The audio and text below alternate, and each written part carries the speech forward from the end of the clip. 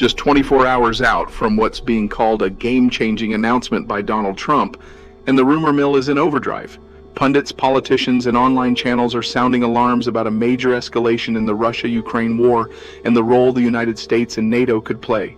Claims are flying that Trump, freed from election pressures, will go further than Biden ever dared, arming Ukraine at record levels, unleashing sweeping new sanctions, and, if you believe the most feverish reports, setting the stage for NATO missiles to rain down on Moscow. It's dramatic. It's headline-grabbing. But is it real?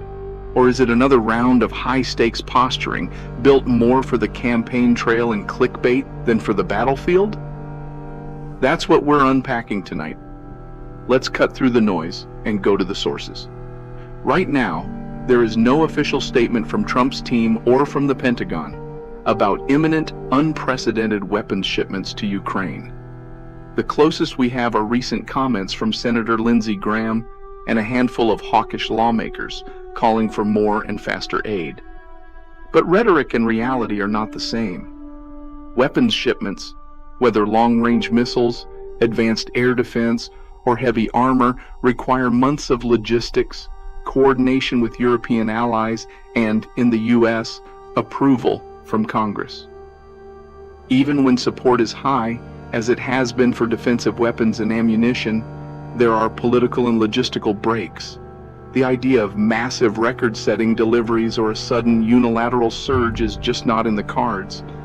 Germany, for example, is under intense pressure to deliver Taurus long-range missiles, but Chancellor Scholz remains cautious, and the German Bundestag has made clear that such a step would only come after months of debate and international coordination.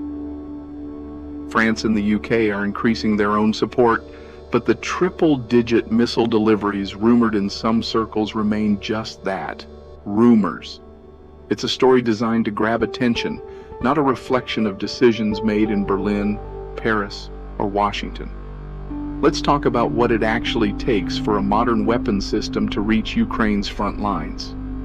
First, every delivery begins with a decision, one that's rarely made in a single day or with a single leader's approval. In Washington, even the fastest aid packages get debated, scrutinized, amended, and delayed by committee votes, public statements, budget negotiations, and political posturing.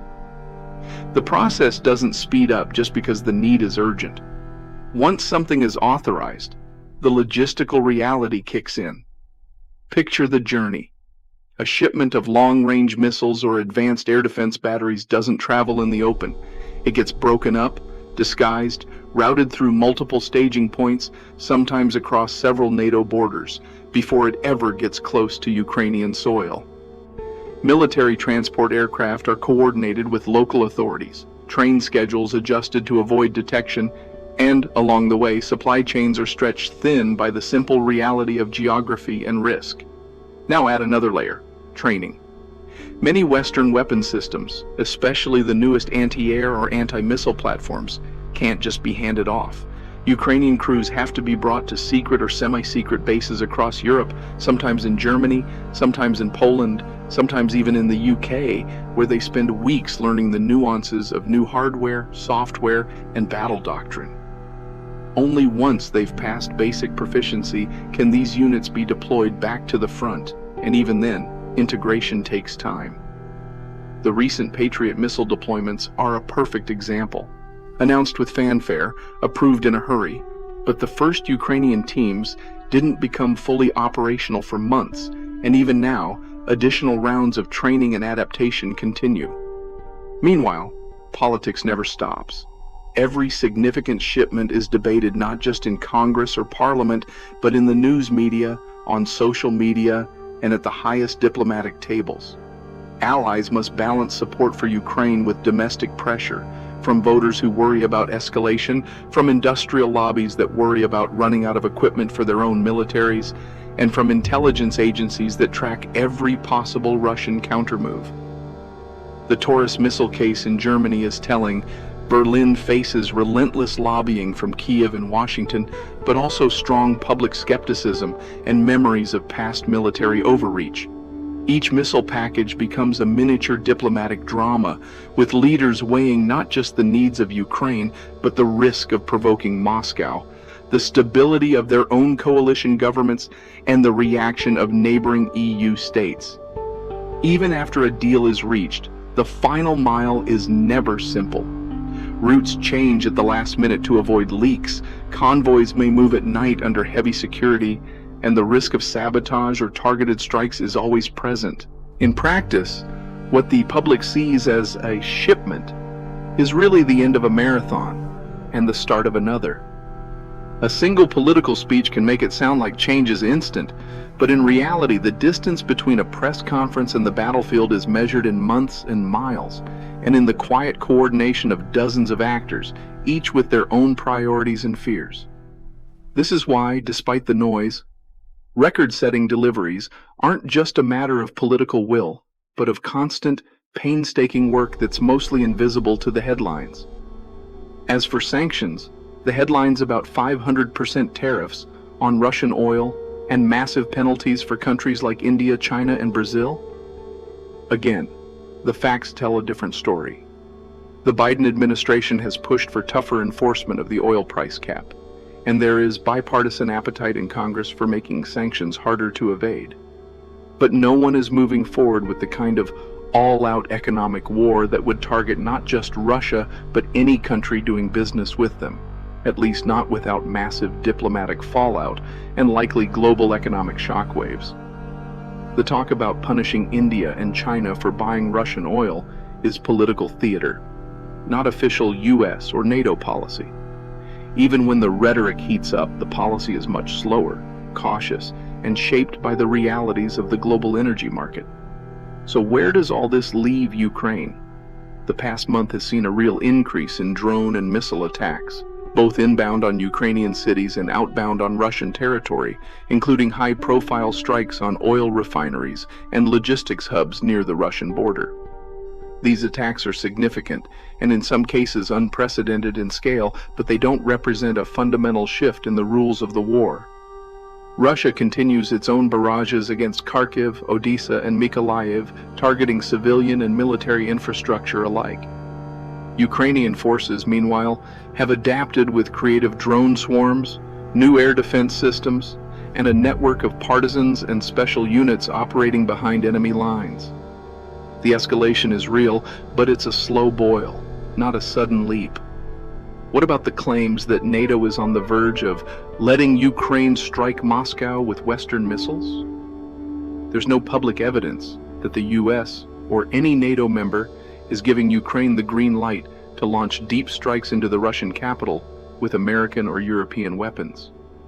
Yes, there is growing debate in Washington and Brussels about loosening restrictions, allowing Ukraine to target military facilities inside Russia that are used to launch attacks on Ukrainian cities.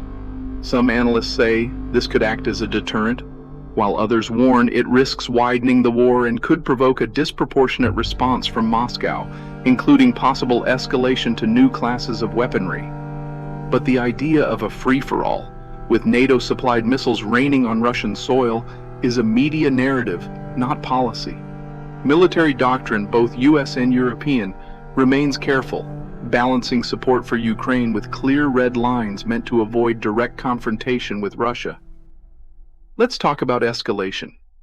Every serious military observer will tell you escalation is a ladder, not a switch. Supplying Ukraine with more advanced weapons changes the battlefield, but every new step, long-range artillery, precision drones, next-gen air defense, comes with new risks. Russia has repeatedly warned that it sees deep strikes on its territory as red lines and has responded in the past with missile barrages and threats of even more destructive retaliation. The risk is not just in Moscow's rhetoric. There's a credible concern echoed by US and European military planners that if Russia feels it is losing ground, especially near its own borders or in Crimea, it could resort to new types of weapons, whether high-yield conventional bombs, cyber sabotage, or in the worst-case scenario, tactical nuclear devices intended for battlefield use. That's not a certainty, but it's a risk that cannot be dismissed. But let's ground this in what's actually happening. Right now, both sides are testing limits, but they are doing so carefully, with one eye always on the broader consequences. Ukraine is pressing its advantage with Western technology, but still calibrating its strikes to avoid crossing NATO-imposed lines. Russia is ramping up missile production, employing decoys and electronic warfare to try and disrupt Ukrainian air defenses, but it hasn't unleashed anything that fundamentally changes the nature of the conflict. The balance is delicate, and both sides understand that one miscalculation could bring Europe, and potentially the world, into a much wider war. At the same time, geopolitical attention is being pulled in multiple directions. Tensions between Israel and Iran continue to rise, with both sides engaged in covert operations and proxy conflicts across the Middle East. Recent weeks have seen a series of strikes and counterstrikes, cyber attacks, drone raids, missile exchanges that have put the entire region on edge. The U.S. remains committed to supporting Israel's security, but is wary of getting drawn into a direct conflict that could spiral into a broader regional war. In the background, China and North Korea are increasing military activity in the Pacific, conducting joint drills and issuing warnings about Western provocations.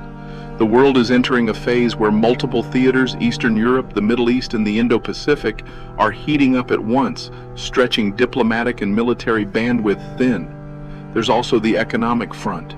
Sanctions on Russia, Iran, and China are having real effects. But the idea that the West is on the verge of imposing a true global embargo, one that would force major economies like India and Brazil to choose sides, is overblown. Yes, there are incremental moves to tighten enforcement, and some in Congress and the EU would like to see more aggressive measures. But the reality is that a sudden, all-out economic war would risk massive blowback, including to American and European economies already under strain from inflation and supply chain disruptions. Policymakers know this, and that's why real changes happen in steps, not seismic shocks. Now let's address the elephant in the room. How much of this escalation talk is driven by actual events, and how much is driven by the U.S. political calendar?